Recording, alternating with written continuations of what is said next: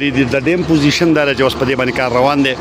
او کله دا کار چې کوم دی نو دا تیز شي او کله چې دی نو دا سلو شي د سموده کې چې کوم دی نو وام درېږي. السلام علیکم ورحمت الله وبرکاتو. جی زه قدرمن کوونکو محمد اسرار تاسو په خدمت کې حاضر یم.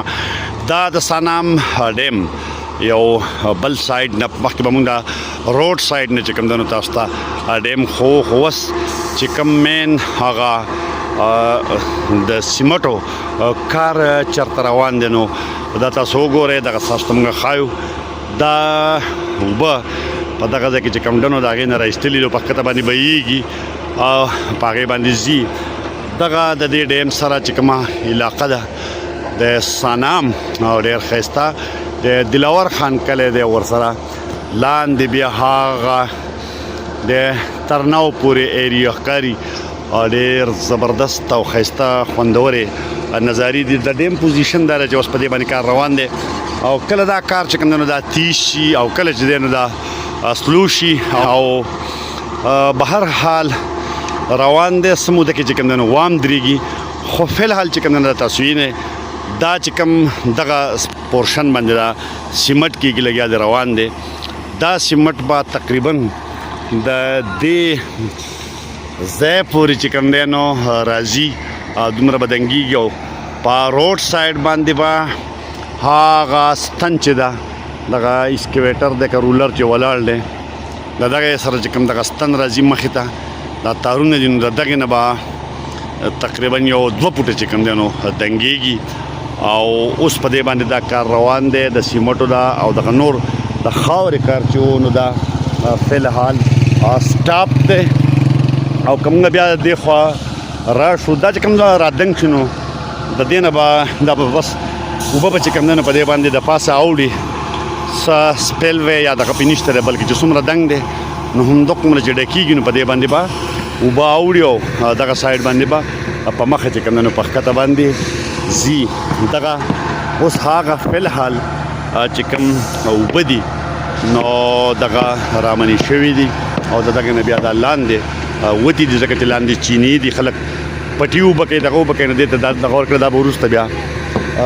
بندېږي او هغه طرف ته که موږ وګورو نو دغه سایډ چې کوم دی هغه تاسو وګورئ دغه ورته راتشېږي او دې خوا راوړی کېږي او دغه د ډیم چې کوم دغه دی نو دغه ایریا چې کوم ده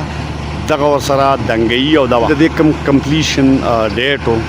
زمان دا ته دا چې دا هغه ډیټ ته چې کوم دی نو د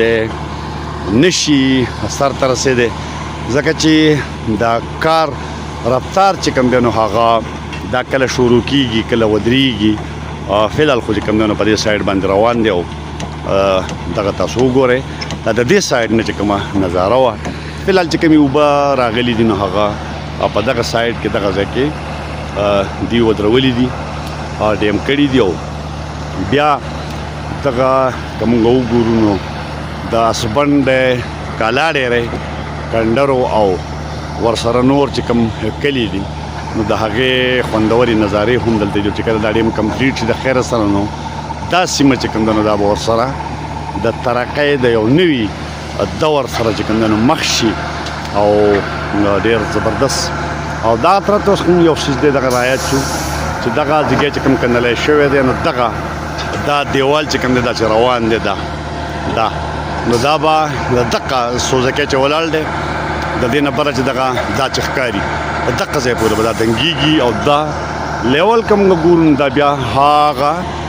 تارونو ته او هغه ستن ته د روډ چې کوم د اسبند روډ د هغې بغل چې راستنولا ده د دې نه به تقریبا 3 فوټه دا اوچتېږي. فلحال دغه تازه صورتحال د دې سایډ نه دغه چې کوم دی نو روان دی کار الله دې کي چې د ترقۍ د دینځي د ترقۍ دا منصوبه چې کومه ده نو دا په خپل وخت که نه وي خو چې ډېره زیاته لیټ نه شي او سر ته ورسي. په دې ډیم کې د ذاکر الله خان مرحوم ډاکټر ذاکر الله خان بخبیدار خان او همایون خان د ټولو د کردار مونږ ستاینه کوو. د هر سړي پکې په خپل ځای باندې یو کردار دی او د هغې نه چې کوم دی نو انکار نشي کېدی. ټول د دې علاقې منتخب نمایندګان دي مشران دي او مونږ د هغه ټولو چې په دې حواله باندې د ترقۍ په دې منصوبه کې کوم رول ادا کړی دی نو د هغې د کردار ستاینه کوو. مال اجازه راکړئ. د الله پامان.